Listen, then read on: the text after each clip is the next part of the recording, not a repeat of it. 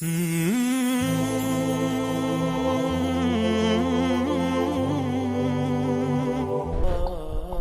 الرحمن الرحیم والصلاة والسلام علی رسولہ الکریم وعلی آلہ وصحبہ اجمعین، اما بعد۔ انسان میں ہدایت اور گمراہی دونوں کے لیے پوری طاقت موجود ہے۔ فَأَلْهَمَهَا فُجُورَهَا وَتَقْوَاهَا۔ باہر دو دعوتیں ہیں، ایک شیطان کی ہے، فَبِمَا أَغْوَيْتَنِي لَأُزَيِّنَنَّ لَهُمْ فِي الْأَرْضِ وَلَأُغْوِيَنَّهُمْ أَجْمَعِينَ۔ اس نے بھی یہ نیت کی ہے کہ میں تمام انسانوں کو گمراہ کر دوں۔ اور دوسری دعوت انبیاء کی ہے جو خیر کی طرف ہے۔ الف لام را کتاب انزلناہ الیک لتخرج الناس من الظلمات الی النور، وہ کہتا وَلَأُغْوِيَنَّهُمْ أَجْمَعِينَ، یہاں کہتا لِتُخْرِجَ النَّاسَ مِنَ الظُّلُمَاتِ إِلَى النُّورِ۔ دونوں طرف مکمل تشکیل کے ارادے ہیں۔ اللہ تعالیٰ یہ چاہتا ہے کہ تمام بنی نوع انسان ظلمت سے نکل کر ہدایت پر آ جائے۔ شیطانی یہ چاہتا ہے کہ اجمعین، ایک بھی جنت میں نہ جائے، سارے جہنم میں چلے جائیں۔ یہ دو نظام اللہ کے رسول تک بڑے واضح تھے، اس سے پہلے تک، کہ جب گمراہی پھیلتی تو ایک نبی خالص اس کام کے لیے آ جاتا تھا، اس کو اور کوئی کام نہیں ہوتا تھا۔ اِنَّا أَرْسَلْنَا نُوحًا إِلَىٰ قَوْمٍ، کہ براہ راست ان کو اس کے لیے بھیجا جائے قوم کی طرف۔ وَإِلَىٰ عَادٍ أَخَاهُمْ هُودٌ وَإِلَىٰ ثَمُودَ أَخَاهُمْ هُودًا وَإِلَىٰ مَدْيَنَ أَخَاهُمْ هُودًا وَلَقَدْ أَرْسَلْنَا مُوسَىٰ بِآيَاتِنَا۔ تو عیسیٰ علیہ السلام تک بڑی واضح اور کوئی خلط ملط چیز نہیں تھی کہ دعوت کے لیے مستقل داعی آتا تھا، وہ صبح سے شام اس کو اور کوئی کام نہیں ہوتا تھا۔ رب انی دعوت قومی لیلا ونہارا فقد ابلغتکم رسالات ربی اور نصحت لکم اور ابلغتکم وبلغ ما انزل الیک من ربک۔ جب اللہ کے رسول صلی اللہ تعالی علیہ وسلم تشریف لائے تو وہ بھی داعی بن کر آئے، وہاں بھی کوئی اشتباہ نہیں تھا۔ جب آپ چلے گئے تو امت کو دعوت کے لیے منتخب کیا گیا۔ اب آ کر معاملہ سنگین اور سخت امتحان ہو گیا کہ ایک طرف ان کے ساتھ وہ سلسلہ نہیں ہے جو انبیاء کے ساتھ تھا، وہ وحی نہیں، وہ عصمت نہیں، وہ غیبی نظام ایسا نہیں ہے۔ یقیناً نبی اور غیر نبی کا فرق تو ہوتا ہے۔ دوسرا ان کے ساتھ ان کے معاشی مسائل، ان کے سماجی مسائل، ان کے عائلی مسائل، پھر سیاست بیچ میں آ گئی کہ اللہ نے حکومت دے دی، اقتدار دے دیا، حکومت کے اپنے تقاضے پیدا ہو گئے۔ قرن اول کے بعد عربوں سے علم منتقل ہو کر عجم میں چلا گیا کہ عرب جہاں بانی میں لگ گئے، ملک گیری میں لگ گئے، سیاست میں لگ گئے، علم سارے کا سارا موالی کے پاس چلا گیا۔ یہ جو آخری مفتی تھے، رئیس المفتین سعودی عرب کے شیخ بن باز رحمۃ اللہ علیہ، یہ عرب نہیں تھے، یہ موالی میں سے تھے، موالی میں سے تھے۔ وہ جو اس وقت کے خاندان آباد تھے یہ ان میں سے تھے۔ تو عبد الملک ابن مروان نے ایک دفعہ شعبی سے پوچھا کہ حجاز کا کون ہے مفتی؟ ان کا عطاء بن ابی رباح۔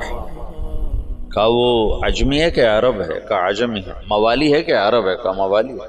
کہا یمن کا کون ہے؟ کہا طاؤس یمانی۔ کہا وہ موالی میں سے ہے کہ عرب میں سے؟ کہا موالی میں سے۔ کہا شام کا کون ہے؟ کہا مکحول ہے۔ کہا تو اس کا مصر کا کون ہے؟ کہا حبیب بن کچھ ہے۔ اور خراسان کا ضحاک بن قیس ہے۔ کہا عراق کا۔ تو شابی کہنے لگے میرے جی میں کہوں حماد، لیکن میں اس کے تیور دیکھ کے یہ سمجھ رہا تھا کہ اگر میں نے کسی غیر عرب کا نام لیا تو یہ مجھے قتل کر دے گا. تو میں نے کہا عراق کا ہے ابراہیم نخعی. تو تھا تو 19-20 کا فرق. ابراہیم نخعی بھی بہت بڑا نام ہے، لیکن شعبی کہتے ہیں میری ترجیحات تھیں حماد کے لیے، لیکن مجھے ڈر لگا کہ یہ مجھے مار دے گا. تو جب میں نے کہا ابراہیم نخعی تو اس نے کہا تو نے میرے اوپر سے ایک بوجھ ہٹا دیا. اب اگر تو کسی موالی کا نام لیتا تو میں مر جاتا. سبب کیا تھا کہ حکومت عرب کو ملی نا، تو وہ جیسے آج پیسہ عرب کو ملا تو وہ حفظ کرنا چھوڑ گئے، علم کی گہرائی ختم ہوتی چلی جا. حکومت سعودیہ نے حفظ کرنے پر انعام رکھا ہوا ہے، لیکن میں وہ حرمین میں ہے نا حفظ کے مکاتب، مدینہ میں بھی مکہ میں بھی، میں وہاں پھرتا ہوں دیکھتا ہوں تو کوئی عرب بچہ حفظ کرتا نظر نہیں آتا. حتیٰ کہ امارات والوں نے بڑا انعام رکھا ہے حفظ قرآن کا، لیکن کوئی عرب بچہ حفظ نہیں کرتا. وہاں بھی امارات میں بھی عجم کے بچے حفظ کر رہے ہیں. تو اب دعوت اس امت کا منصب تھا لِتَكُونُوا شُهَدَاءَ عَلَى النَّاسِ، سارے عالم کے انسانوں تک اللہ کا پیغام پہنچانا. لیکن اس کے ساتھ اتنی چیزیں اور شامل ہو گئیں کہ وہ روح، میں تو سید سلیمان ندوی رحمۃ اللہ علیہ نے جو مقدمہ لکھا ہے مولانا الیاس اور کے بارے میں جو کتاب لکھی ہے مولانا علی میاں رحمۃ اللہ علیہ نے، تو مولانا الیاس اور ان کی دینی دعوت، تو اس کے شروع میں سید سلیمان ندوی بہت بڑی شخصیت ہیں.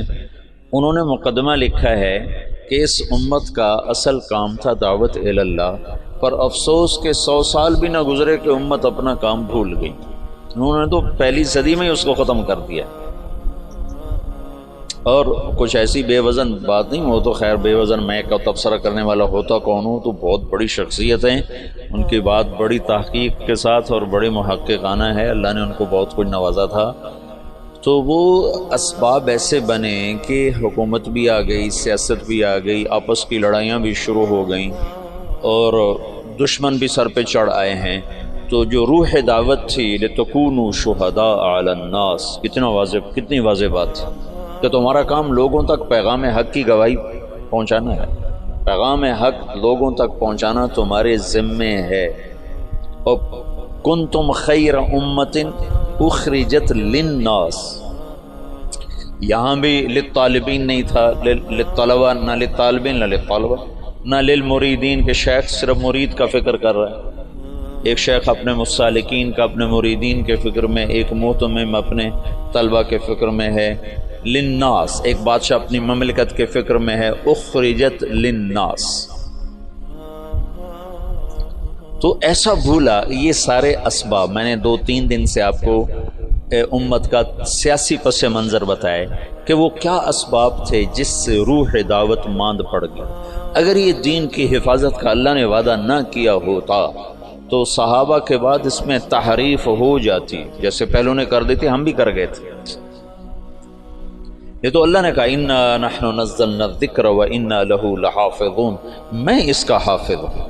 لہٰذا اللہ ہر صدی میں، ہر دور میں، یہ جو تاریخ دعوت و عظیمت مولانا علی میں نے لکھی ہے نا 8 جلدوں میں، یہ 800 جلدوں میں بھی لکھی جائے تو اس کا حق ادا نہیں ہو سکتا. گرچہ ان کا قلم جس مضمون پہ چلتا ہے اس کا حق ادا کرتا ہے، لیکن میں دیانتداری سے کہتا ہوں، میں بھی تاریخ کا چھوٹا سا طالب علم ہوں، اس پر 8 کی بجائے 800 جلدیں بھی مولانا علی میاں لکھتے اور وہ لکھنے کی طاقت رکھتے تھے، تو بھی میں دعویٰ کرتا ہوں کہ تاریخ دعوت و عظیمت کا حق ادا نہیں ہو سکتا تھا.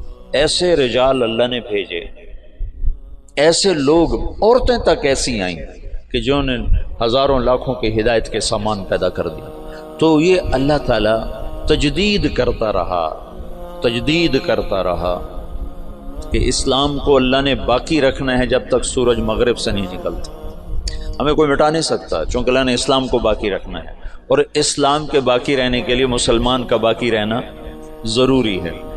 تو لہٰذا چاہے اس سے بھی زیادہ ایٹمی طاقتیں مسلمانوں کے خلاف ہو جائیں، اسلام کو نہیں مٹا سکتے. بلکہ عین ممکن ہے کہ چونکہ یہ امت بڑھاپے کا شکار ہے، اللہ انہی قوموں کو ایمان کی دولت نصیب فرما دے، جیسے 7ویں صدی میں اللہ نے تاتاریوں کے ساتھ کیا کہ 7ویں صدی میں مسلمان سیاسی طور پر ختم، اخلاقی طور پر پستی کا شکار، اب بوڑھے آدمی کو 100 بوتل خون کی لگا دو تو وہ جوان نہیں بن سکتا، اسے سونے کے کشتے کھلا دو وہ جوان نہیں بن سکتا، اس کی عمر ڈھل چکی ہے اور بڑھاپے کا علاج کوئی نہیں۔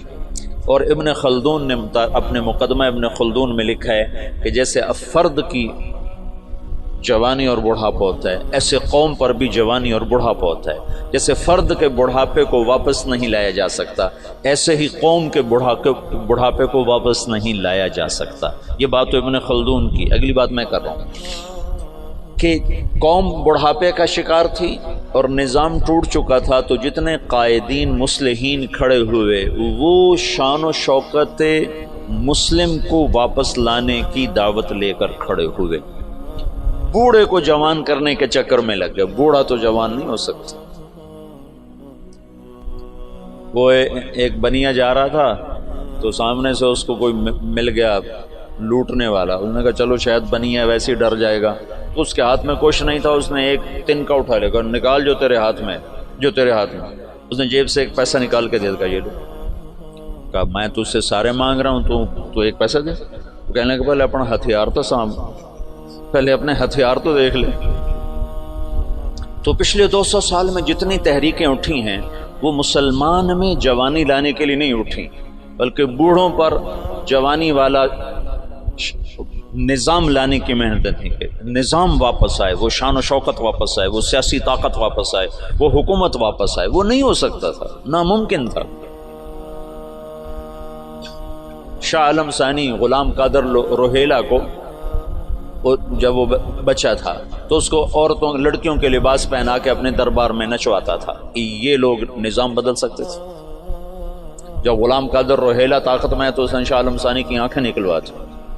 شاہ عالم ثانی مغلیہ خاندان کا بہادر شاہ سے پہلے آخری بادشاہ تھا جس پر انگریز نے دلی پر باقاعدہ قبضہ کر لیا، اور شاہ عالم ثانی صرف لال قلعے کا بادشاہ رہ گیا تھا، اور اس کے بعد بہادر شاہ ظفر، اور پھر بات ہی ختم ہو گئی۔ بڑھاپے کا علاج جوانی ہے، اور جوانی قوموں کی جوانی کیسے ہوتی ہے؟ قوموں کی جوانی کا ایک راستہ ہے، ایک فرد کی جوانی کا تو راستہ کوئی نہیں، لیکن قوموں کی جوانی کا ایک راستہ ہے کہ غیر قوموں کو اپنا ہم نوا بنایا جائے، غیر قوموں کو اسلام میں لایا جائے۔ پچھلی ساری صدیوں میں ایسا ہوتا رہا کہ منفرد دعات کی وجہ سے دعوت کبھی نہیں ختم ہوئی۔ ہاں، جو مولانا الیاس صاحب نے دعوت کو زندہ کیا وہ قرن اول کی طرز پر زندہ کیا کہ ہر مسلمان یہ سمجھے کہ میں دین کا داعی ہوں، میرے ذمہ پوری دنیا میں اللہ کے دین کو پہنچانا ہے، چاہے میری جیب میں ایک پیسہ کوئی۔ یہ سوچ تو اجتماعی طور پہ ختم ہو گئی تھی۔ حضرت تھانوی رحمۃ اللہ علیہ جیسے فرمانے لگے یہ کیا گمراہی کی بات شروع کر دی مولی الیاس، دین کی دعوت تو علماء کا کام ہے، عوام کیا کریں گے؟ میں نے ایک یہ دورے والوں کو کہا، میں کہا تأمرون بالمعروف وتنہون عن المنکر کا ترجمہ کرو۔ تو نے کہا تم بھلائیوں کی دعوت دیتے ہو، برائیوں کو مٹاتے ہو۔ کتنوں سے پوچھا، سب نے یہی ترجمہ کیا۔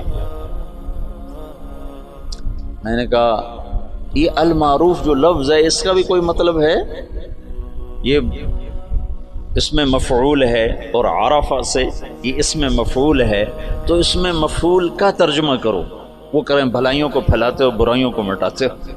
تو میں نے کہا اس میں مفعول کا ترجمہ ہے جانی پہچانی چیز، جانی پہچانی چیز۔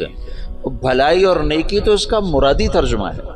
میں نے کہا اصل ترجمہ کرو۔ وہ کوئی ایک نہیں بولا، جو صرف شروحات اور کتابیں پڑھتے ہیں وہ ایسے پابند ہو جاتے ہیں، دائیں بائیں سوچنے کی صلاحیت ختم ہو جاتی ہے۔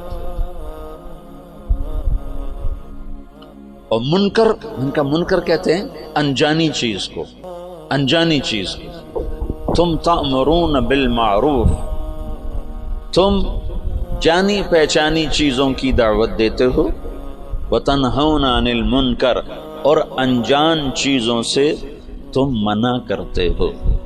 اس کے ساتھ ایک آیت جوڑو، فَأَلْهَمَهَا فُجُورَهَا وَتَقْوَاهَا، کہ میں نے تیرے اندر نیکی اور بدی کا الہام کر دیا ہے۔ الہام سچ سچ ہے، اس کے لیے کسی شریعت سے دلیل کی ضرورت نہیں۔ ظلم ظلم ہے، اس کے لیے کسی شریعت سے دلیل کی ضرورت کوئی نہیں۔ جھوٹ بہت بری چیز ہے، اس کا الہام ہے انسان کے اندر، کسی قرآن و سنت سے دلیل کی ضرورت کوئی نہیں۔ ماں باپ کی نافرمانی، یہ انسانی فطرت اس کا انکار کرتی ہے. زنا کا انسانی اوتزن الحرۃ، کیا بات کہی تھی اس نے؟ ہند بنت عتبہ رضی اللہ تعالیٰ عنہ نے کیا کہا تھا جب اللہ کے نبی نے بیعت لی اور فرمایا کہ تم یہ کرو گے، یہ کرو گے، یہ نہیں کرو گے، یہ نہیں کرو گے، زنا نہیں کرو گی، تو ہندا نے زمانہ جاہلیت میں کہا اوتزن الحرۃ، کیا شریف عورت زنا کر سکتی ہے؟ پتھروں کی پجاری تھی 1 منٹ پہلے تک، بغیر دلیل کے جو چیزیں غلط ہیں وہ منکر ہیں، بغیر دلیل کے جو چیزیں خوبصورت ہیں وہ معروف ہیں. تو اس کے لیے تو ویسے ہی علم کی ضرورت کوئی. ہاں مدرسے میں پڑھنے پڑھانے کے لیے علم کی ضرورت ہے، حدود شریعت بتانے سمجھانے کے لیے علم کی ضرورت ہے. تبلیغ کے لیے تو علم کی ضرورت نہیں ہے، تبلیغ تو معروفات کی دعوت، اور معروف کا مطلب جانی پہچانی، توحید جانی پہچانی چیز. افلا ينظرون الى الابل كيف خلقت والى السماء كيف رفعت والى الجبال كيف نصبت والى الارض كيف سطحت. یہ ساری جو اللہ تعالیٰ بتا رہا ہے یہ وہ چیزیں ہیں کہ جو بغیر دلیل کے ٹھکتی ہیں. وہ جو بدو نے کہا تھا البعرۃ تدل علی البعیر والاثر يدل علی المسیر تأمرون بالمعروف. تم جانی پہچانی چیزوں کی تبلیغ کرتے. اور میں تو تفسیریں پڑھتا نہیں نا، نہ مجھے اب نہ میرا سر اتنا تھکا رہتا ہے کہ مجھے پڑھائی نہیں جاتی. تو مجھے خیال ہے المعروف کا مطلب ہے جانا پہچانا. معرف بالعامل اس میں معرفہ، رجل الرجل. معروفات وہ عمل ہیں جس کو انسان عقلاً جانتا ہے، منکرات وہ عمل ہیں جن کو انسان عقلاً برا جانتا ہے. اس کے لیے تو کسی دلیل کسی حجت کی جو مجھے تو علم نہیں میں تبلیغ کیا کروں. تم یہ نہیں کہہ سکتے بھائی اللہ کی مان لے اللہ بہت بڑا ہے، اس کے لیے کیا علم چاہیے؟ بھائی اللہ کی نافرمانی نہ کر اللہ بہت بڑا ہے، اس کے لیے کیا علم چاہیے؟ بھائی اللہ کے رسول کی مان لے دونوں جہان کی کامیابی کا راستہ لے کر آئیں. اب اے دوزخ سے بچ جا جنت والا بن جا، یہ تبلیغ ہے. منکر دیکھتے او غلط یہ منکر، ہاں کیا زبردست چیز ہے، یہ معروف ہے جس کے لیے ہمیں کسی دلیل کی ضرورت ہی نہ ہو. حلال حرام کے لیے دلائل چاہیے. تو یہ منکرات میں سے ہیں لیکن کھلے میں سے نہیں ہیں. یہ علم کی چیز ہے، یہ مدارس اس کے لیے بنائے گئے ہیں. اور دعوت تو ایک عام ہے. ان پڑھ میواتیوں نے عالم کو ہلا کے رکھ دیا. مولانا علی میاں تشریف فرما تھے رحمۃ اللہ علیہ. ایک میواتی اٹھا مولانا الیاس صاحب کے بیان سے، تو پیچھے بیٹھ کے کہنے لگے میاں جی کیا سمجھے؟ کہ کوئی یقین کی بات کر رہو، یقین اللہ پر یقین، اللہ پر یقین کو یقین کی بات کر رہو. یہ ان کا مخاطب تھا. تبلیغ کے لیے علم نہیں چاہیے، مدرسے کے لیے علم چاہیے. معروفات وہ ہیں جو ایک ان پڑھ بھی کہے ہاں واہ کیا زبردست چیز. اور بے کی شروط اور بے فاسد بے باطل یہ تو سارے وہ منکرات ہیں جو بڑے چھپے ہوئے ہیں، ان کے لیے دلائل چاہیے. اور ماں باپ کی نافرمانی کھلا منکر. سر عام شراب پینا یورپ میں بھی برا سمجھا جاتا ہے، جہاں شراب کے بغیر وہ ایک پل نہیں زندہ رہ سکتا، وہاں بھی ایسے شراب پینا برا سمجھا جاتا ہے، کھلے عام کو شراب پینا. میں اتنا یورپ امریکہ پھرا ہوں، میں نے کسی کو سڑک پہ شراب پیتا نہیں دیکھا. الگ پیتے ہیں، پینے کی جگہ الگ ہیں ان کی. ان کے ہاں جو زنا کا مفہوم ہے ان کے ہاں کہ کسی عورت سے زبردستی کر رہا ہوں، پورے یورپ میں کسی کو جرت نہیں کہ کسی عورت کو ہاتھ لگاتا. اگر ننگی لڑکیاں پھر رہی ہوتی تو کسی کو جرت نہیں کہ ہاتھ لگاتا.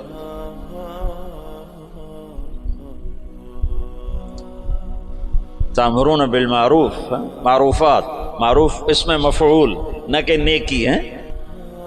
عرف بھی اسی سے ہے ابھی عرف. تو دعوت اس امت کا فرض منصبی ہے، فرض منصبی جو امت کے ہر فرد کے لیے ہے. لیکن سیاست، حکومت، گھر، معاشرت یہ چیزیں رکاوٹ بن کر آئیں. اور نبیوں جیسا انتخاب نہ تھا، وہ تو اور کوئی کام کر ہی نہیں سکتا. اس کو تو وہی آ رہی. داؤد علیہ السلام نے ایک دن مقرر کیا کہ میں اللہ کی عبادت کروں گا, کسی سے نہیں ملوں گا. بڑی اونچی دیواریں بنائیں, اندر بیٹھ گئے, بس اللہ اللہ کروں گا, کسی سے نہیں ملوں گا. ایک دن مقرر کیا. پہلا دن تھا اور تصور المحراب, 2 فرشتے انسانی شکل میں دیوار پلانگ کے اندر. ففزع منہم, داؤد علیہ السلام ڈر گئے. کس لیے کہ دیوار اتنی اونچی ہے کہ کوئی اس کو کود کر پار نہیں کر سکتا, دروازہ بند ہے اور دیوار اتنی اونچی ہے کہ اس سے اوپر چڑھ کر کوئی آ نہیں سکتا. یہ کہاں سے آ گیا, یہ کون ہے؟ انہوں نے کہا لا تخف خصمان بغى بعضنا على بعض, بھائی ہم دونوں میں جھگڑا ہو گیا, آپ مہربانی کرو ہمارا جھگڑا نہیں اٹھا. ان هذا اخی له 99 نعجة ولي نعجة واحدة فقال اكفلنيها وعزني في الخطاب. یہ جھگڑا تو ایک 5 سال کا بچہ بھی نہیں مٹا سکتا. تو وہ جو داؤد علیہ السلام سجدے میں گرے اور فاستغفر ربہ, اور وہ کس بات پر استغفار ہے؟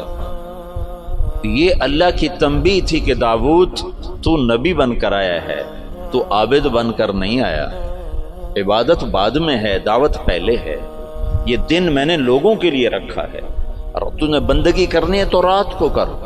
تو کسی سے نہیں ملنا چاہتا تو رات کا وقت اس کے لیے مقرر کر. قم اللیل الا قلیلا ومن اللیل فتہجد بہ نافلۃ لک وباللیل. یہ جو رات کا وقت ہے, وبالاسحار هم یستغفرون, یہ رات کو تم اٹھو اور میرے مجھ سے باتیں کرو, کسی سے نہ ملو. لیکن دن میں تم دروازے بند کرو, دیواریں اونچی کرو, تو یہ منصب نبوت کے خلاف ہے. اس پر استغفار کیا ہے, اس پر توبہ کی ہے, اور اس پر اللہ کے سامنے معافی مانگی کہ اوہ یا اللہ میں معافی چاہتا ہوں, میں معافی چاہتا ہوں. تو نبی کا کام لوگوں میں پھرنا ہوتا ہے, لوگوں کو کھینچنا ہوتا ہے, اس کی حفاظت ہو رہی ہوتی ہے نا. وہ کوئی ادھر ادھر ہو ہی نہیں سکتا کہ عصمت کا سایہ ہوتا ہے. اب ہمارے ساتھ تو ایسا معاملہ تھا نہیں, اور پھر اس امت کو عروج ملا, 1000 برس کی حکومتیں ملی, ساری دنیا میں آدھی دنیا سے زیادہ انہوں نے حکومت کی, تو بہت سے عوامل جمع ہوتے گئے. اس کی میں نے تھوڑی تفصیل آپ کو بتائی تھی. پھر ہندوستان کی حد تک تبلیغ کا کام یہاں سے 1926 میں تبلیغ کے کام کی ابتدا ہوئی. مولانا الیاس صاحب رحمۃ اللہ علیہ صوفیاء میں سے تھے, علماء میں سے تھے.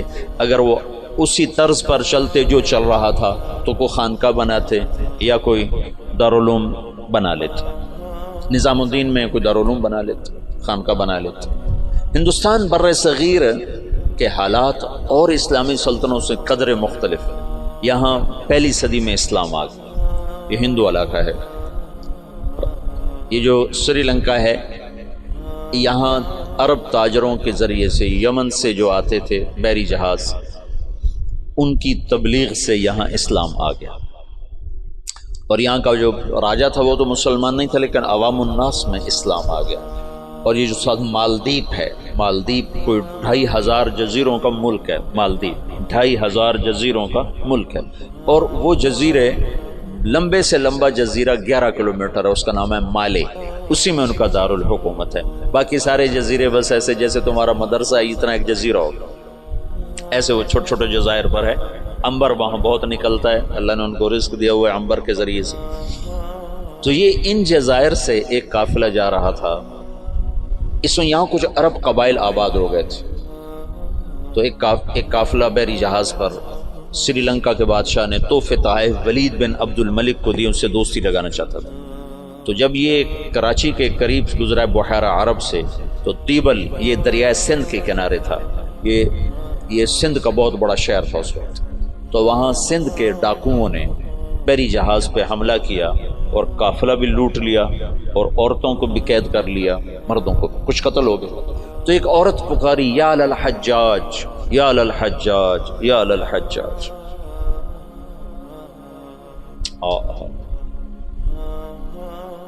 عروج کے دور میں فاسق کیسے ایمان والا تھا.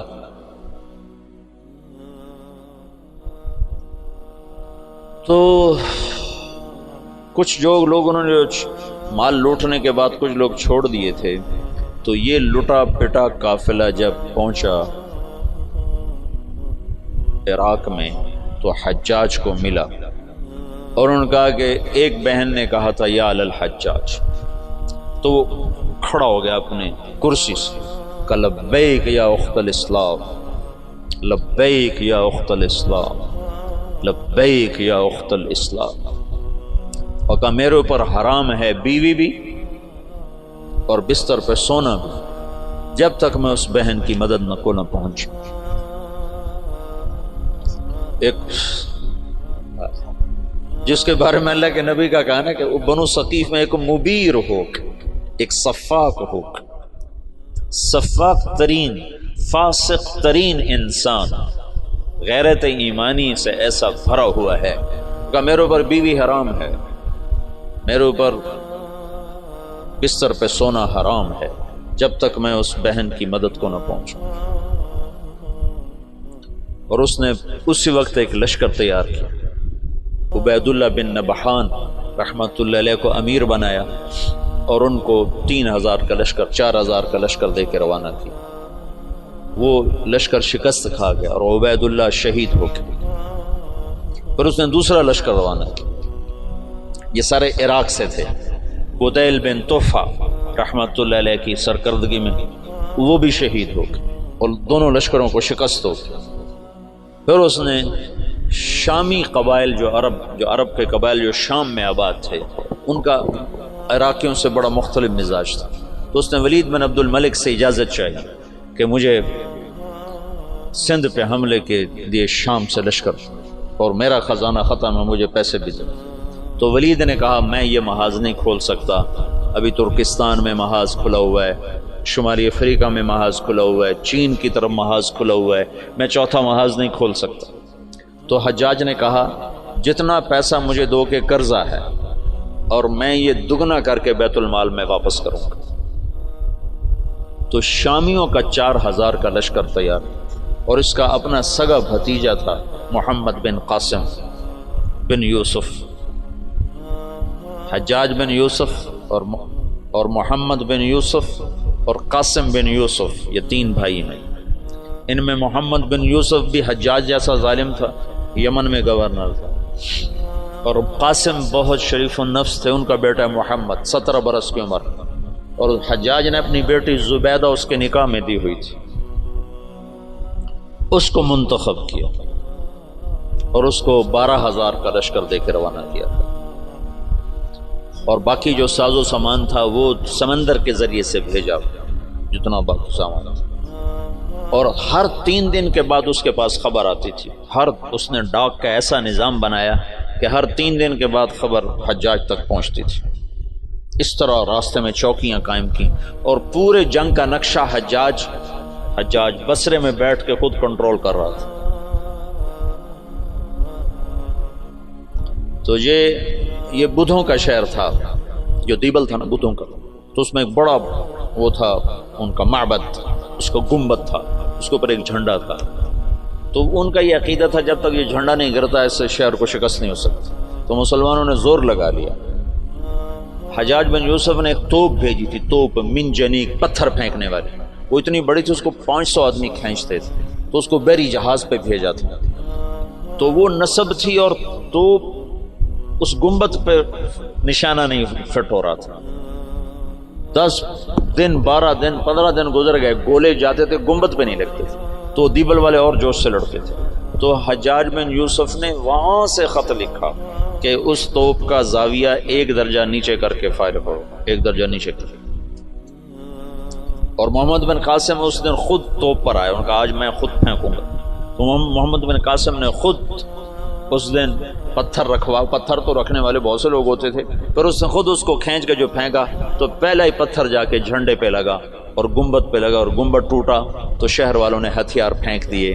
یہ 92 ہجری کی بات بتا رہا ہوں، 90 ہجری کی بات بتا رہا ہوں۔ 90 ہجری میں اسلام کا پہلا داخلہ ہے فاتحانہ۔ ویسے تو سرندیپ یہ ہندوستان کا حصہ تھا، سری لنکا ہندوستان کا حصہ تھا، اور وہاں دعوت پھیل چکی تھی، وہاں اسلام پھیل چکا تھا دعوت کے ذریعے، لیکن فاتحانہ انداز میں جو مسلمان بر صغیر میں داخل ہوئے ہیں تو محمد بن قاسم رحمۃ اللہ علیہ اس کا ذریعہ بنے اور دیبل فتح ہوا ہے۔ راجہ داہر اس وقت وہ پورے سندھ کا بادشاہ. پورا ہندوستان دو حصوں میں تقسیم تھا، ہند اور سندھ. سندھ یہ نہیں جو آج ہے، یہ سندھ بمبئی تک تھا، یہ سندھ بمبئی تک اور دیپال پور تک اور ادھر سے بمبئی تک، یہ ایک پورا علاقہ تھا، باقی ہند الگ علاقہ تھا. راجہ داہر اس سارے کا بادشاہ تھا. راجہ داہر ایک دفعہ بیٹھا تھا تو ایک نجومی آیا، تو اس کی بہن بھی ساتھ بیٹھی تھی. تو اس کی بہن نے اپنا ہاتھ دکھا دیا نجومی کو کہ میرا ہاتھ دیکھو. نجومی نے کہا یہ لڑکی آئندہ سندھ کے بادشاہ کی بیوی بنے گی. تو راجہ داہر تو پریشان ہو گیا، یہ میرے گھر میں میرا دشمن پیدا ہو رہا ہے. تو اس اپنے وزیر کو بلایا، کہنے لگا نجومی نے کہا ہے کہ یہ میری جو بہن ہے یہ سندھ کے بادشاہ کی بیگم بنے گی. تو وزیر نے کہا تو خود شادی کر لے. قصہ ہی ختم. بے غیرت مجھے کروائے گا، ساری دنیا کیا کہے گی بہن سے شادی کر لی. تو وزیر چپ ہو گیا. اس نے ایک بکری لے کر اس پر مٹی مل دی، مٹی کی تہ پہلے اس پر اچھی طرح لگائی، پھر اس کے اوپر باریک مٹی ڈالی، پھر اس پر پھول کے بیج ڈالے اور اس کو ہلکا ہلکا پانی لگوانا شروع. تو اس کے پشت کے اوپر پھول ہی پھول ہو. تو اس نے وہ بکری ایک نوکر کو دی کہ جاؤ اسے بازار کا چکر لگواؤ. تو میں نے چکر لگوایا تو سارا شہر اکٹھا ہو گیا، بکری کے اوپر پھول، بکری کے اوپر پھول، سب حیران پریشان. اگلا دن کا پھر چکر لگاؤ، پھر لوگ اکٹھے ہو گئے، اگلا دن پھر چکر لگاؤ، پھر تھوڑے ہو گئے، پھر چوتھے دن اور تھوڑے ہو گئے، 5 دن اور، 6 دن اور، 7ویں دن کوئی بھی دیکھنے نہیں آیا. تو وہ بکری لے کر داہر کے پاس آ گیا، کہنے لگا اس بکری میں تیری کہانی لکھی ہوئی. وہ کیسے؟ تب پہلے زیادہ لوگ تمہیں گالیاں دیں گے، پھر اسے تھوڑے گالیاں دیں گے، پھر اسے تھوڑے گالیاں دیں گے، پھر ایک دن چپ کر جائیں گے، تو اسے شادی کر لی. اس بکری سے اس نے اس کو دلیل سمجھائی. تو اس کم بخت نے حکومت کے لالچ میں اپنی بہن سے شادی کر لی. حالانکہ ہندو بھی بڑے غیور، بڑے غیرت والے، یہ راجپوتوں کی تاریخ ہے، بہت غیور لوگ ہوتے تھے. یہ تو آپس کی لڑائیوں کی وجہ سے بے وقوفی کی حد تک آپس میں لڑتے تھے، تو غیروں کو ان پر چھا جانے کا موقع اس وجہ سے ملتا تھا. تو وہ اس نے اپنی بہن سے شادی کر لی. جب محمد بن قاسم حملہ آور ہوا تو راجہ داہر سندھ بمبئی دیبال پور تک کا حکمران تھا. تو روہڑی کے قریب ان دونوں لشکروں کی پھر جنگ ہوئی. تو اس سے پہلے محمد بن قاسم نے لکھا حجاج بن یوسف کو کہ سارا سندھ اکٹھا ہو چکا ہے اور میرے ساتھ صرف 12,000، تو اپنی مدد کے لیے لشکر بھیجو. تو فاسق اور صفاق کا خط سنو، حجاج کا خط ہے. یہ ابھی دریائے سندھ کے پار تھے، ادھر راجہ داہر کے لشکر، ادھر محمد بن قاسم کا لشکر. تو حجاج کا خط ہے کہ اللہ کے رسول کا فرمان ہے 12,000 کو کمی کی وجہ سے شکست نہیں ہو سکتی، اور تم 12,000 ہو، لہذا تمہیں اس وجہ سے شکست نہیں ہو سکتی کہ تم تھوڑے. جب میرا خط پہنچے تو سارے لشکر کو آخرت کی ترغیب دی اور اللہ کی رضا پہ مرنے کے لیے تیار کرو، اور میرے پاس کوئی لشکر نہیں تمہیں بھیجنے کے لیے، میرے پاس کوئی سرمایہ نہیں تمہاری مدد کے لیے، تمہارا اللہ تمہیں کافی ہے. یہ حجاج کا خط تھا محمد بن قاسم کے نام. تو پھر انہوں نے روہڑی کے قریب دریائے سندھ کتنا پھیل جاتا ہے، انہوں نے وہاں سے دریا پار کیا، اور روہڑی کے آس پاس اب بھی اس کے کھنڈارات ہیں. یہ خوفناک جنگ لڑی گئی جس میں راجہ داہر قتل ہوا اور اللہ تعالیٰ نے مسلمانوں کو فتح دی. اور محمد بن قاسم ملتان تک 92 ہجری میں 90 میں داخل ہوا، 92 میں 2 برس کے بعد ملتان پہنچا. اور اس کے حسن سلوک سے لوگ ہندوؤں نے جو مسلمان نہیں ہوئے تھے انہوں نے محمد بن قاسم کے بت بنائے اور اس کی پرستش کرتے رہے.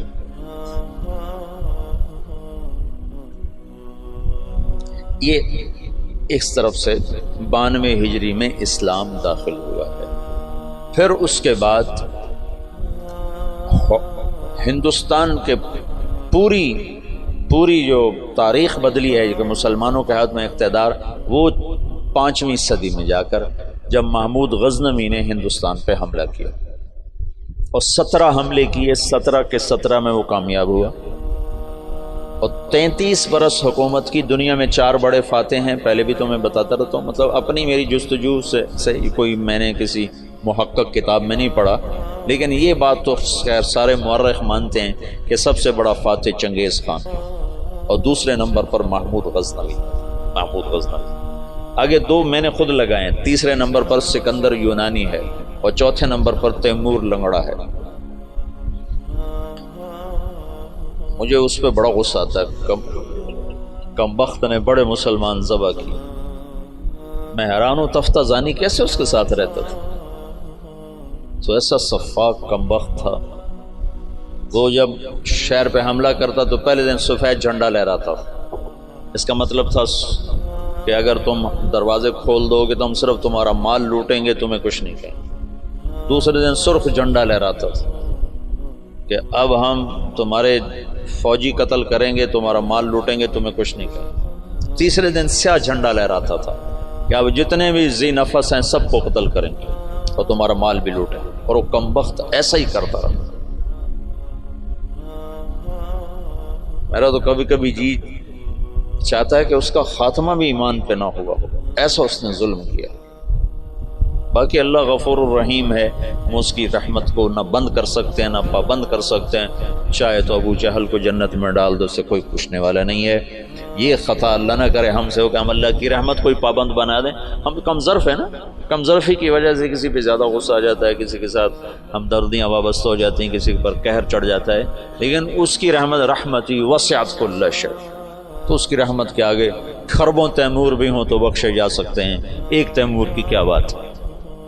تو محمود غزنوی فاتح ہند ہے، اس نے ہندوستان کے لیے اسلام کا دروازہ کھولا اور 33 برس کی حکومت، اور فاتح عالم ثانی ہے۔ چنگیز خان کے بعد یہ دوسرے نمبر کا شاہ سوار ہے۔ وہ کافر تھا، 2 کافر 2 مسلمان، ایک کافر نما مسلم، ایک کھرا مسلمان۔ سب سے پہلے سلطان کا لقب پانے والا محمود غزنوی ہے۔ سلطان کا جو لقب سب سے پہلے ملا ہے وہ محمود کو ملا ہے، سلطان محمود غزنوی۔ اس کا باپ غلام تھا، غلام سبکتگین غلام تھا۔ یہ گیا شکار کھیلنے، تو ایک ہرنی کا بچہ اس نے شکار کیا، تو اس کو اٹھا کر اس نے گھوڑے پہ رکھا، ذبح نہیں کیا، گھوڑے پہ رکھا، گھر جا کے ذبح کروں، اور واپس موڑا۔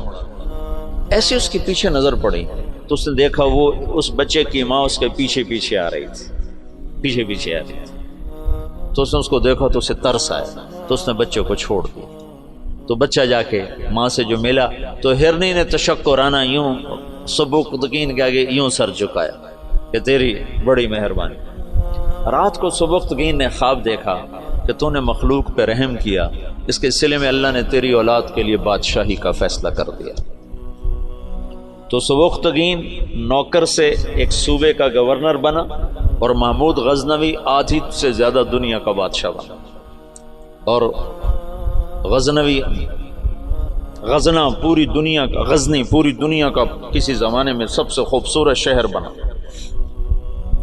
میں جب پڑھتا تھا رائمنڈ میں تو میں نے خواب دیکھا کہ میں اپنے آبائی قبرستان گیا جہاں ہمارے بزرگ دفن ہیں، وہاں سے نکلا تو 2 کتے میرے پیچھے لگے، ایک کالا ایک سفید۔ تو میں نے ایک کتے کو پکڑا ٹانگوں سے اور دوسرے کتے پہ مارنا شروع کیا، مار اس دونوں کو ختم کر دیا۔ تو وہاں مجھے 2 خرگوش کے بچے نظر آئے، تو میں نے وہ اٹھا لیے۔ یہ وہ دور تھا جب جنگل زیادہ ہوتا تھا اور خرگوش کا شکار کیا کرتے تھے، کبھی جالی کے ساتھ کبھی کتوں کے ساتھ، پھر ان کو بھوننا پکانا، یہ وہ غالباً وہی لاشعور کی بات ہوگی۔ تو میں نے وہ خرگوش کے بچے اٹھا لیے اور میں چل پڑا۔ پیچھے مڑ کے دیکھا تو خرگوش نہیں یوں دیکھ رہے، تو مجھے خواب میں سبکتگین یاد آ گیا۔ خواب میں اس نے بھی ہرنی پہ رحم کھایا تھا، تو میں نے دونوں بچے چھوڑ دیے۔ تو میں نے کہا یا اللہ ہرنی پہ رحم کھانے پر تو نے سبکتگین کو حکومت عطا فرمائی تھی. یہ مقام میں دعا کر رہا ہوں، میں تجھ سے حکومت کا طلبگار نہیں، میں تجھ سے چاہتا ہوں تو مجھے سارے عالم کی ہدایت کے لیے قبول فرما لے. یہ خواب میں نے دعا کی اور پھر میں نے گھر کی طرف چلنا شروع کیا. 2 قدم چلا تو میں ہوا میں اڑنے لگا، پھر میں اڑتا ہوا گھر پہنچا. یہ آج مجھے کوئی 35 سال کے بعد خواب یاد آیا ہے، وہ سبکتگین کی وجہ سے یاد آ گیا. تو محمود 33 سال کی حکومت کے بعد فوت ہوا ہے 416 ہجری میں. 1974 میں غزنی میں زلزلہ آیا اور محمود کا مزار بھی ٹوٹ گیا، قبر بھی پھٹ گئی. ظاہر شاہ کا مرحوم کا زمانہ تھا، تو اس نے قبر کو دوبارہ اور گنبد کو مزار کو دوبارہ بنوانے کا حکم دیا. تو انہیں ساری قبر کھول دی. ساری قبر کھودی تو اندر کچھ بھی نہیں تھا. تو ان کو جستجو ہوئی تو انہوں نے تھوڑا سا اور کھدائی کی، تو پھر نیچے سے ایک اور وہ لحد نکل آئی. لحد، وہ جو اس لحد میں اس کا تابوت پڑا ہوا تھا، لکڑی کا تابوت صحیح سلامت، جیسے کوئی ابھی رکھ کر گیا. اور اس کو اس وقت قبر میں گئے ہوئے 1000 برس ہو چکے ہیں. 1000 برس وہ لکڑی سلامت ہے. تو ان کو جستجو ہوئی، جب لکڑی سلامت ہے تو اندر پتہ نہیں کیا ہوگا. تو ایک فرانسیسی انجینئر تھا، وہ کھول رہا، تو اس نے پیچ کھول کے جب ڈھکن اٹھایا تو بے ہوش ہو کے پیچھے گرا، یوں گرا. تو پیچھے جو مسلمان تھے انہوں نے آگے دیکھا تو محمود اپنے تابوت میں ایسے پڑا تھا جیسے ابھی سویا، اور اس کا سیدھا ہاتھ سینے پر تھا یہاں، اور اس کا کفن یہاں تک ہٹا ہوا تھا. آدھا سینہ اس کا ننگا تھا اور سینے پر ہاتھ تھا، اور ایسے سویا تھا جیسے ابھی کوئی اس کو سلا کر گیا. تو انہیں ہاتھ کو اٹھا کر دیکھا تو نرم گوداز. تو پھر اس کو رکھا، بند کیا، وہاں دوبارہ اس کو دفن کیا. میرے محبوب صلی اللہ علیہ وسلم ایسی زندگی لائے ہیں کہ مسجد کا امام نہیں، 3 بر اعظم کا بادشاہ بھی مرنے کے بعد ایسے اعزاز پا سکتا. شہید بھی نہیں ہے، تبھی موت مرا ہے. ٹی بی میں ٹی بی ہو گئی تھی، تب تک ٹی بی سے مرا تھا. اور قبر اس پر ایسے فدا ہے کہ اس کے بال کو بھی نہیں اکھیڑا. ایسی زندگی اسلام ہمیں دیتا ہے کہ مر کے بھی زندہ رہ جاؤ.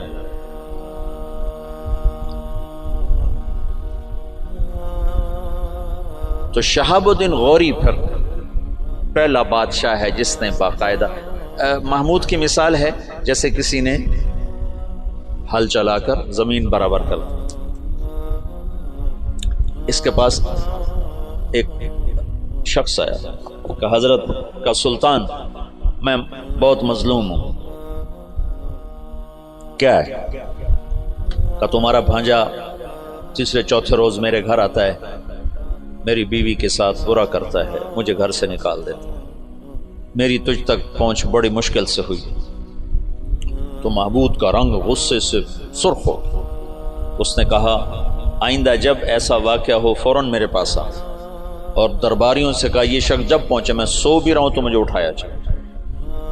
تیسری رات وہ آیا، تیسری رات بھاگتا ہوا. تو سلطان اس کے ساتھ اٹھا اور اس کے گھر پہنچا، اور اندر جاتے اس نے پہلے چراغ بجھایا، پھر ایک وار کر کے اس کا سر اتارا. پھر ساتھ ہی وہ زمین پہ گر کے کہنے لگا ویحک اسقِ، تیرا بھلا ہو، جلدی سے پانی لا. تو بھاگ کے گیا، پانی لایا. پانی پہ کہنے لگا چراغ جلاؤ. چراغ جلایا تو مقتول کو دیکھ کر اس نے کہا الحمدللہ. تو اس نے پوچھا سلطان یہ کیسے ہوا؟ میں کچھ باتیں سمجھنا چاہتا ہوں. تم نے چراغ آتے ہی بجھایا، قتل کر کے زمین پہ گر گئے، پانی مانگا. اس کو دیکھ کے الحمدللہ کہا. یہ کیا مسئلہ ہے؟ تو محمود نے کہا جس دن تم فریاد لے کر آئے تھے میں نے قسم کھائی تھی نہ کھاؤں گا، نہ پیوں گا، نہ سوؤں گا. میں 3 دن سے بھوکا بھی ہوں، پیاسا بھی اور جاگا بھی ہوں کہ جب تک تیری مدد نہ کر لوں میرے اوپر کھانا پینا سونا حرام ہے. آج تیسری رات کا جاگا ہوا ہوں، ایک لقمہ کھانا نہیں کھایا، ایک گھونٹ پانی نہیں پیا. گرا میں اس لیے، پانی میں نے اس لیے، چراغ میں نے اس لیے بجھایا کہ اگر میرا بھانجا ہے تو میری تلوار کہیں کانپ نہ جائے، وار صحیح کرے. اور الحمدللہ میں نے اس لیے کہا کہ یہ میرے خاندان کا بھی نہیں چہ جائے کہ میرا بھانجا ہو. یہ تو کوئی میرے نام پہ تمہاری عزت لوٹتا رہا. ان صفات پر قبر نے اس کو نگینہ بنا دیا، اس کو کھایا نہیں ہے. شہاب الدین غوری سے حکومت کی ابتدا ہوتی ہے بر صغیر باقاعدہ، اور پھر وہ اپنے غلام قطب الدین ایبک کو لاہور کا حکمران بناتا ہے. اور اس کے 2 داماد تھے، اس کی نرینہ اولاد نہیں تھی. شہاب الدین غوری ہمارے دیس میں ماشاءاللہ مدفون ہے. یہ پرتھوی راج کو شکست دینے والا تراوڑی کے میدان میں یہ شہاب الدین غوری تھا. پہلی جنگ میں اسے شکست ہوئی، تیاری کر کے نہیں آیا تھا. تراوڑی کی پہلی جنگ میں 12,000 کا لشکر تھا اور واپس جا رہا تھا کہ پتہ چلا پرتھوی راج چڑھایا. تو سب سرداروں نے کہا واپس چلیں، ہماری تیاری نہیں. انہوں نے کہا موت سے گھبرا کے جانا مسلمان کا شیور. لڑ گیا تھا، اس میں پھر شکست کھائی. پھر یہ واپس نہیں ہو رہا تھا، یہ لڑتے لڑتے اپنے گھوڑے سے گرا تو پیچھے سے ایک ترک سردار نے چھلانگ لگائی اور اس کو ایک ہاتھ سے سنبھالا اور اس کے گھوڑے کو دوسرے ہاتھ سے سنبھالا اور لشکر سے اس کو نکال کے باہر لے گیا. تب جا کے اس کی جان بچی. پھر دوسری جنگ میں وہ 1 سال تک بستر پہ نہیں سویا، بیوی کے پاس نہیں گیا پورا سال. اس نے تیاری کی اور پھر تراوڑی کے میدان میں اس نے پرتھوی راج راجپوت چوہان، یعنی وہ ہمارا پڈا وہی تھا کم وقت. ہمیں تو اللہ نے ہدایت دے دی کوئی 15-20 نسل پہلے ہم مسلمان ہو گئے، لیکن ہمارا قبیلہ وہی ہے راجپوت چوہان، پرتھوی راج کی نسل. تو اس کے 2 داماد تھے، ایک شمس الدین ایک ناصر الدین. ناصر الدین کو اس نے ملتان کی حکومت دی، شمس الدین کو پھر اس نے دلی کی اور قطب الدین ایبک کو لاہور کی. اس میں شمس الدین پھر بہت عالی نکلا. قطب الدین ایبک بہت سمجھدار تھا، لیکن 4 سال کی حکومت کرنے کے بعد اس کا انتقال ہو گیا. وہ یہ پولو کھیلتا تھا، پولو یہ گھوڑے کا، تو گھوڑے سے گرا اور مر گیا. انارکلی کے پچھلی طرف اس کا مزار ہوتا تھا. انارکلی جانا ہوتا تھا، 60 کی دہائی میں پڑھتا تھا، تو سارے محلے کا کوڑا کرکٹ اس کی قبر پہ پڑا ہوتا تھا اور عبرت کا نشان ہوتا تھا. پھر ضیاء الحق مرحوم نے یہ نیکی کا کام کیا.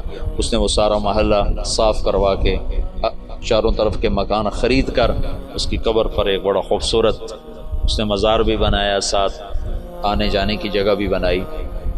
تو اس طرح یہاں اسلامی سلطنت کی بنیاد. التمش نے 5 دفعہ چنگیزیوں کو شکست دی، 5 دفعہ، اور ان کے چنے چبوا دی. پھر صلاح الدین خلجی نے، تو خاندان غلامہ ختم ہوا. خاندان غلامہ کے بعد سادات آئے. خاندان غلامہ کے دور میں تیمور کا حملہ ہوا، پھر وہ جاتے ہوئے سادات کو حکمران بنا دیا. ان سے پٹھانوں نے حکومت حاصل، ان سے مغلوں نے حکومت حاصل. ابراہیم لودھی کو شکست دی بابر نے پانی پت کے میدان میں. بابر بڑا دلیر آدمی تھا، بڑا عجب بادشاہ گزرا ہے. تھوڑی عمر میں مر گیا، 42 سال کی عمر میں مر گیا، پر اس کی عجب زندگی. تو ایک یہاں مغلیہ سلطنت کی داغ بیل پڑی، بڑی مضبوط اسلام دوست، سوائے اکبر کے کہ وہ گمراہ ہوا تو علماء کی وجہ سے. وہ خود ان پڑھ تھا، دین کو جانتا نہیں تھا. تو جو درباری علماء تھے ان کی وجہ سے وہ دین سے متنفر ہوا کہ وہ آپس میں اس بات پہ اس کے اکبر کے سامنے لڑ پڑتے تھے کہ یہ کرسی پر میں بیٹھوں گا، بادشاہ کے برابر میں بیٹھوں. وہ کہتا میں بیٹھوں، وہ کہتا دائیں میں بیٹھوں گا، بائیں تم بیٹھو. وہ کہتا نہیں تم ادھر بیٹھو میں ادھر بیٹھوں گا، ادھر میں بیٹھوں گا ادھر تم بیٹھو. ان چیزوں سے وہ ایسا خود ان پڑھ تھا. کیونکہ ہمایوں کو جب شکست ہوئی، شیر شاہ سوری نے اسے شکست دی. شیر شاہ سوری پٹھان تھا، تو کچھ عرصہ بیچ میں پٹھانوں کی حکومت آئی اور ایسی حکومت کر گیا شیر شاہ سوری کہ انگریزوں نے بھی شیر شاہ سوری کے اصول پر اپنی حکومت کے نظام بنائے تھے. ایسی خوبصورت حکومت کر کے گیا شیر شاہ سوری، اور بالکل غریب سا تھا. ایک سپاہی سے اللہ تعالیٰ نے اس کو یہ بہار، صوبہ بہار میں یہ پیدا ہوا تھا. تو اس نے بڑے چکر سے حکومت حاصل کی. اس نے اپنا ایک جتھا بنا لیا. تو اب اس کو ضرورت تھی کوئی شہر میرے قبضے میں ہو. تو اس نے نا وہاں بہار کے ہندو راجا سے کہا کہ مہاراج میں مغلوں سے لڑنے جا رہا ہوں، میرے پاس ہے خزانہ بہت سارا، میں چاہتا ہوں آپ کے پاس امانت رکھ دوں، جب میں آؤں گا تو آپ سے لے لوں گا۔ وہ ہندو مہاراج تو جو تھا وہ تو الٹی چھلانگیں لگانے لگا، کہا جی میرے پاس 500 صندوق ہے اشرفیوں کے بھرے ہوئے، وہ 5 بھی ہوتے تو پورے ہندوستان کا خرچہ کافی تھا۔ جب اس نے کہا 500 تو اس کی تو رال ٹپک پڑے، ان کا مہاراج میرے جیسا دیانتدار تمہیں پورے ہندوستان میں نہیں ملے گا، تم لے آؤ، میں بڑی حفاظت کروں گا، جب تم آ جاؤ گے تو تمہیں دوں گا، تم مر گئے تمہاری اولاد کو دوں گا۔ انہوں نے کہا بس مہاراج میں یہی چاہتا ہوں۔ اس نے اس میں سپاہی چھپا دی، ہر صندوق میں سپاہی چھپا دی، بند کروا کے ریڑیوں پہ لدوا کے اس نے قلعے کے اندر بھجوا دی۔ جب وہ اندر پہنچے تو وہ جو ریڑیاں لے جا رہے تھے انہیں جا کے کنڈے کھول دیے، وہ باہر نکلے اور انہوں نے منٹوں میں قلعہ فتح کر لیا۔ تو یوں شیر شاہ سوری ایک سپاہی سے بادشاہ بننے کی طرف اس کا قدم اٹھا۔ پھر اس نے 6 سال حکومت کی، پر وہ کام کیے جو لوگ 100 سال میں بھی نہیں کر سکتے۔ میرے گاؤں کے آگے جو سڑک ہے اب پکی ہے، یہ شیر شاہ سوری نے بنوائی تھی، ملتان سے لے کر لاہور تک، اس کو شیر شاہ سوری روڈ کہتے تھے۔ پہلے زمانے میں سڑکیں دریاؤں کے ساتھ ساتھ چلتی ہیں تاکہ مسافروں کو پانی ملتا رہے، تو دریائے راوی کے ساتھ ساتھ یہ سڑک چلتی۔ اس وقت دریائے راوی زندہ تھا، آباد تھا، اب تو مرمرا گیا بیچارہ، تو وہ ہمارے ساتھ بہتا تھا دریائے راوی، تو لمبا دریائے راوی کے بالکل کنارے کے اوپر تھا۔ جتنے بڑے اور مشہور شہر ہیں اگر آپ دیکھو گے تاریخ میں تو وہ بڑے دریاؤں کے کناروں پر ہوتے تھے، کہ پانی کا بڑا وسیلہ دریا ہوتا تھا، ایسے کنویں اور ایسے نلکے ٹیوب ویل تو ہوتے نہیں تھے، تو دریاؤں سے پانی حاصل کیا جاتا تھا۔ تو شیر شاہ سوری نے ہمایوں کو شکست دی، تو یہ وہاں سے بھاگا اور عمر کوٹ، یہ جو سندھ میں ہے عمر کوٹ، یہاں پہنچا تھا تو یہاں اکبر پیدا ہوا۔ پھر ہمایوں نے اس کو بیوی کے ساتھ کابل بھیج دیا، خود وہ ایران چلا گیا، ہجرت کر گیا۔ پھر ایران سے شیعہ بادشاہ کی مدد سے وہ واپس دوبارہ ہندوستان آیا۔ شیر شاہ سوری کی اولاد اتنی قابل نہیں تھے، اتنے سمجھدار نہیں تھے، تو وہ شکست کھا گئے۔ پھر دوبارہ اللہ نے مغلیہ سلطنت کو اقتدار بخشا، تو اکبر 12 سال کی عمر میں بادشاہ بن گیا۔ نہ علم کی صحبت، نہ علماء کی صحبت۔ آگے درباری علماء ملے جنہوں نے اس کا بیڑا غرق کر کے رکھ دیا، تو اس نے دین الہی ایجاد کر دیا، جس کے لیے مجدد الفسانی رحمۃ اللہ علیہ کو اللہ نے استعمال فرمایا، بغیر مناظرے کے ہیں۔ یہ مناظرے کام خراب کرتے ہیں، نہ مناظرہ اسلام کا مزاج ہے۔ مولانا محمد قاسم نانوتوی رحمۃ اللہ علیہ ہمارے سب کے بڑے ہیں جنہوں نے دیوبند کی بنیاد رکھی، وہ مناظرے سے نفرت فرماتے تھے، کبھی کسی سے مناظرہ نہیں کیا، کبھی کسی سے، صرف بہت اصرار پر ایک دفعہ ایک تحریر شیعہ کے خلاف لکھی، بس جس پر مسلمان کا نام آتا تھا اس سے مناظرہ نہیں کرتے تھے، حالانکہ وہ ایسے مناظر تھے کہ وہ آریاؤں سے اور عیسائیوں سے، غیر مسلموں سے بادشاہ تھے مناظر کے۔ رحمت اللہ کرانوی صاحب رحمت اللہ علیہ، مولانا رحمت اللہ کرانوی، اگر یہ لوگ نہ ہوتے تو بر صغیر اندلس ہوتا، اسپین ہوتا، یہ تو لوگ آ گئے تھے۔ مجھے پرسوں تمہارے استاد شیخ رمضی نے بتایا کہ بور عقیبہ نے زیتونیہ مدرسہ کیسے بند کیا۔ میں نے کہا اللہ علماء دیوبند کو جزائے خیر دے جو چٹائی پہ راضی ہو کے اور چوپڑی روٹی کے دھوکے میں نہیں آئے۔ حبیب بور عقیبہ نے علماء کو چوپڑی روٹی کھلا دی اور پیسے پہ ان کو کھینچ لیا، جب وہ کھینچے تو پھر ہر سب کچھ چلا گیا، اور یہاں کے علماء بکے نہیں، بھوکے پیٹ پہ پتھر باندھ کے۔ حضرت نانوتوی کو نا والی دکن حیدرآباد نے خط لکھا کہ حضرت آپ میرے پاس تشریف لائیں، میں آپ کو 500 روپے مہینہ تنخواہ دوں گا۔ 500 روپے مہینہ 50 لاکھ روپیہ مہینہ ہے آج کا، 50 لاکھ روپیہ مہینہ۔ تو حضرت نانوتوی نے خط لکھا کہ میں دیوبند میں پڑھاتا ہوں، میری 5 روپے تنخواہ ہے، 2 روپے میں مدرسے میں چندہ دے دیتا ہوں، تو 2 روپے میں میرے میاں بیوی کا بخوبی گزارا ہو جاتا ہے، اور 5واں روپیہ مجھے سارے مہینے پریشان کرتا ہے کہ اس کا کیا کروں، تو 500 کو لے کے کیا کروں گا؟ 500 کو لے کے کیا کروں گا؟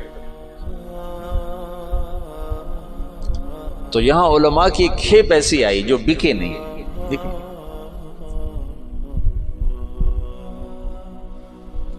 تو درباری علماء نے اکبر کا ستیہ ناش کر کے رکھ دیا۔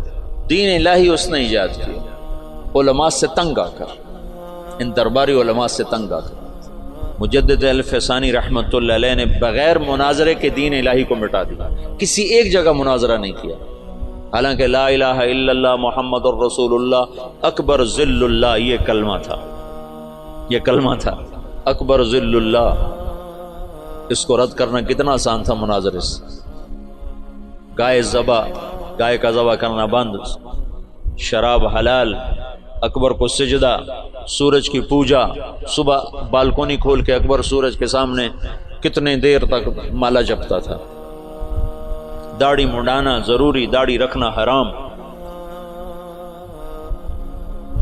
سارے حرام کام فیضی اور ابو الفضل کم بختوں۔ فیضی کیسا عالم تھا جس نے قرآن کی تفسیر لکھی بغیر نقطے کے، الفاظ محملہ، محملہ کہتے ہیں جن پر نقطہ نہیں ہوتا، الفاظ محملہ سے، یعنی الف سے، سین سے، صاد سے، ہا سے، را سے، دال سے، تا سے، لام سے، میم سے، یعنی وہ 14 حرف رہ جاتے ہیں، 14 حروف سے قرآن کی تفسیر لکھ دی، اور سوات الالہام، اور اکبر کو گمراہ کرنے والا وہ ہے دین الہی۔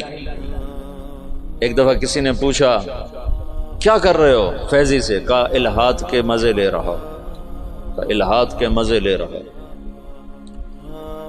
جہانگیر آگے مجدد الفسانی کا صحبت یافتہ نکلا، مثبت انداز سے جو کام ہوتا ہے وہی پائیدار ہوتا ہے۔ اتنا بڑا کام مولانا الیاس فرماتے تھے میرا کام مجدد الفسانی والا، میں نے مجدد الفسانی کو سامنے رکھا ہے کہ ان کا طرز یہ تھا کہ وہ مٹی ہوئی سنت کے مقابلے میں جو بدعت ہوتی تھی اس کی تردید نہیں فرماتے تھے مجدد الفسانی، بلکہ مٹی ہوئی سنت کے فضائل بیان اتنا فرماتے تھے کہ سنت چھا جاتی تھی، بدعت مٹ جاتی تھی، روشنی آئی اور اندھیرا چلا گیا۔ یہ تھا اندھیرے کے جانے کے لیے کوئی حجت اور دلیل تو نہیں ہوتی نا، سورج کے آنے کی دیر ہوتی ہے اندھیرا چلا جاتا ہے، پھر کہنا تو نہیں پڑتا اندھیرے صاحب منٹو رپاؤ سورج آ گیا، تو خود ہی چلا جاتا۔ بغیر مناظرے کے دین الہی کو مٹا دیا۔ ابو الفضل زندہ کی کھال کھچوا دی تھی شیخو پورے میں۔ یہ جو شیخو پورہ ہے نا، یہ جہانگیر کے نام پر ہے۔ جہانگیر بڑی منتوں سے ملا تھا، یہ اکبر کے اولاد نہیں ہوتی تھی۔ ایسے میرا پنڈورا باکس کھل جاتا ہے تو کہاں کی کہانیاں اکٹھی ہو جاتی ہیں، تو پھر مجھے خود یاد نہیں رہتا میں کیا کہہ رہا تھا اور کدھر چلا گیا۔ تو بڑی دعاؤں کے بعد جہانگیر ملا تھا، پیدل گیا تھا اجمیر تک دعا مانگنے، اجمیر تک پیدل گیا تھا دعا مانگنے کہ اللہ تعالیٰ مجھے بچہ عطا فرمائے، تو اللہ نے جہانگیر دیا۔ اس کی نخنیت، جہانگیر بہت نیک متقی بادشاہ، اس پر ایسے ہی بہت زیادہ افتراء ہیں، بہتان ہیں، بہت سارے، کچھ کمیاں تھی بھی سی بادشاہوں میں ہوتی ہیں، لیکن اس کا یہی بہت بڑا احسان ہے کہ اس نے دین الہی کو ختم کیا۔ تو یہ شیخو پورہ جہانگیر نے آباد کیا تھا۔ اکبر اپنے بیٹے جہانگیر کو شیخو کہا کرتا تھا پیار سے، شیخو بابا، شیخو بابا۔ ویسے نام اس کا سلیم تھا، جہانگیر اس کا لقب تھا، اور شیخو اس کا ابا اسے کہا کرتا تھا، شیخو بابا۔ تو اس نے یہ ہرن مینار بھی جو بنایا ہے، اس کا ایک ہرن تھا جہانگیر کا، اسے بہت پیار کرتا تھا، وہ مر گیا، اس کے غم میں اس نے ہرن مینار بنایا۔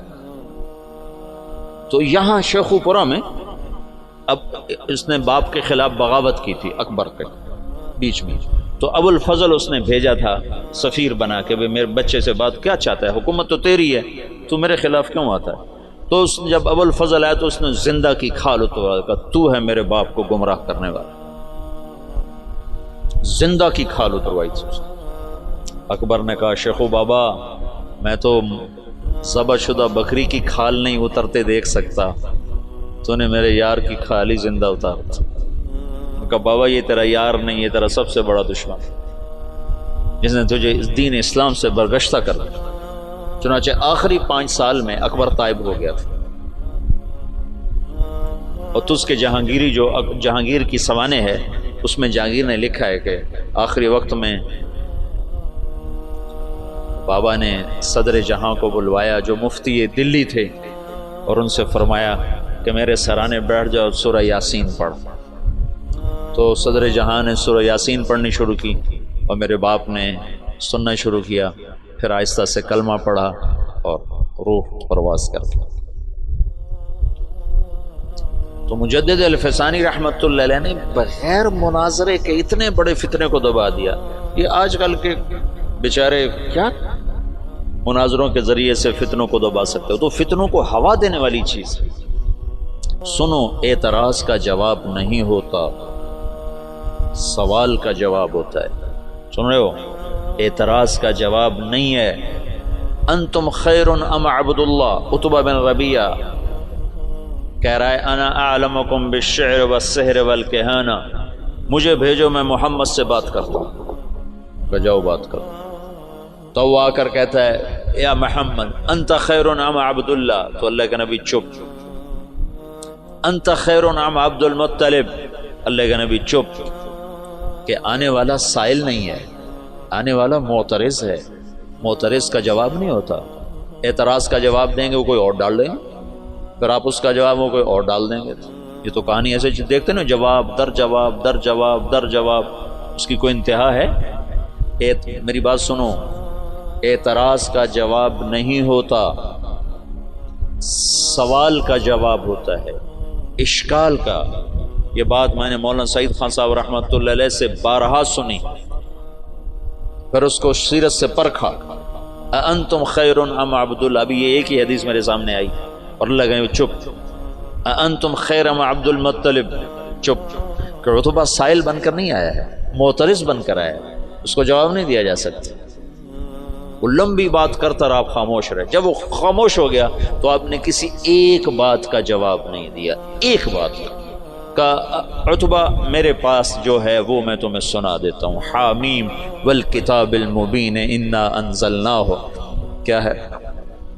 قرآنا عربی، حامیم والکتاب المبین قرآنا عربی لقوم یعلمون بشیرا ونذیرا فاعذر اکثرهم فهم لا یسمعون وقولوا قلوبنا فی اکنۃ مما تدعونا الیہ سے لے کر فإن اعرضوا فقل انذرتکم صاعقۃ مثل صاعقۃ عاد وثمود، یہاں تک قرآن پڑھ کے سنا دیا۔ انا انزلناہ قرآنا عربیا لقوم یعلمون بشیرا ونذیرا فاعرض اکثرهم فهم لا یسمعون، اس کو پڑھتے چلے جاؤ۔ یہ سارا قرآن سنا، ایک بات کا جواب نہیں، ایک بات کا۔ تمہیں جوش اٹھتا ہوگا کہ ہم جواب دیں گے، ہم جواب دیں گے، اور اس لیے کہ اگلا سائل ہی نہیں ہے، اگلا تو معترض۔ ایک جاٹ کے منہ سے نکل گیا کوا سفید ہوتا ہے، کالا نہیں ہوتا۔ انہیں کہا میاں کالا ہوتا، انہیں کہا نہیں ہوندہ ہی بگا، چٹا ہوندہ ہی نہیں۔ تو انہیں کہا چلو مناظرہ کرو مناظرہ۔ تو اس کی بیوی نے کہا مر جاویں کالا ہوندہ ہے، تو کدے آکھے جانا پہ؟ اس نے کہا میں مننا ہی نہیں کالا ہوندہ تو میں کون منے سے؟ میں مننا ہی نہیں، تو تم کیسے بے وقوف ہو جو کوے کو سفید کہنے والے کو منانا چاہتے ہو؟ کیوں وقت ضائع کرتے ہو؟ اس سے بات کر لو جس کا ذہن صاف ہے۔ معترض کا جواب نہیں ہے۔ تو آج کل اعتراض ہیں، سوال نہیں ہے۔ سائل کا ضرور جواب ہے، اشکال کا جواب ہے، سوال کا جواب ہے، اعتراض کا جواب نہیں ہے۔ مناظرے، جواب در جواب، یہ سب وقت ضائع کرنے کی چیزیں۔ حضرت تھانوی رحمۃ اللہ علیہ نے فرمایا بہت سے فتنے اس لیے فتنے بن گئے کہ علماء نے اس کا جواب دینا شروع کر دیا، اگر جواب نہ دیتے تو اپنی موت آپ مر جاتے۔ یہ تحفۃ العلماء کی تمہیں سنا۔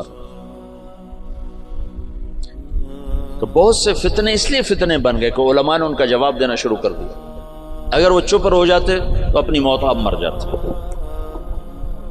مجدد الفسانی رحمۃ اللہ علیہ نے اتنے بڑے فتنے کو مٹایا بغیر جواب، بغیر مناظرے. سبحان اللہ، عجب بندہ تھا. اور نقش بندی سلسلے کے بادشاہ، جس کے آخری بادشاہ مولانا خان محمد صاحب دنیا سے تشریف لے، اور تو دنیا اندھیر ہو گئی، بستی اجڑ گئی. ان اللہ لا ينتزل علم انتزاعا ہے نا، بل يقبضه بقبض العلم.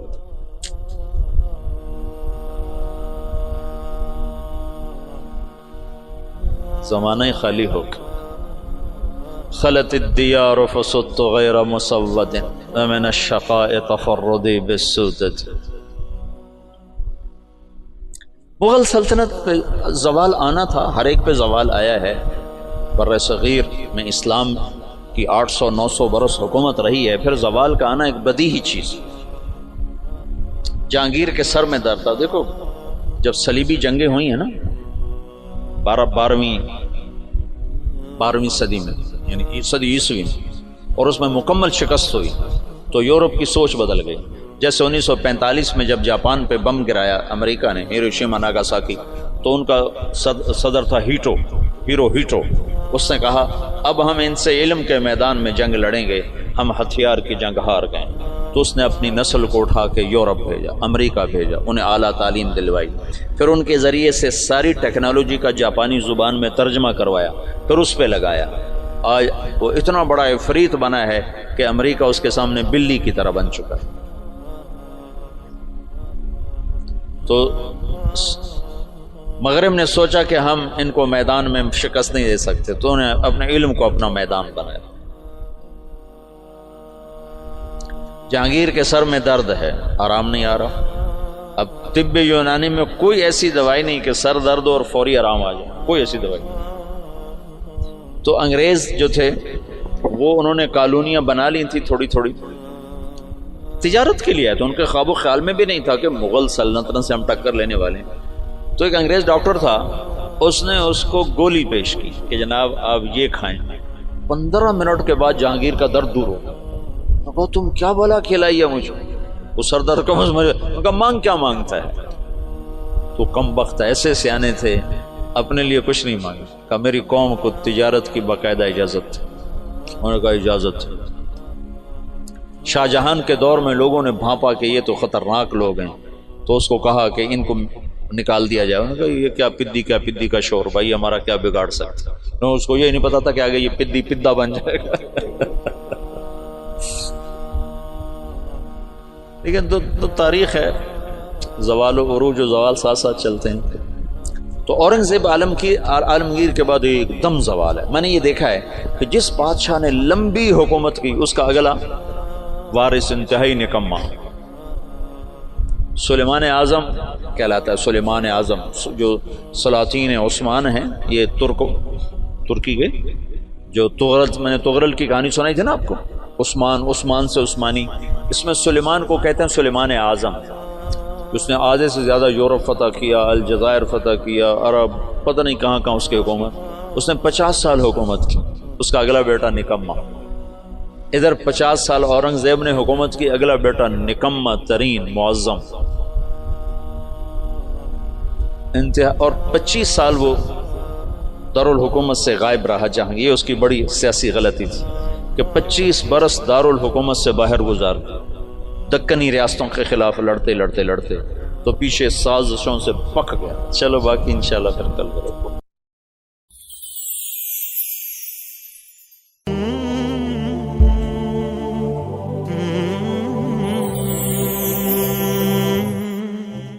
مالک دے در راکھی کر دے تے صابر بھکھے ننگے. مالک دے در راکھی کر دے صابر بھکھے ننگے. تے جیون جی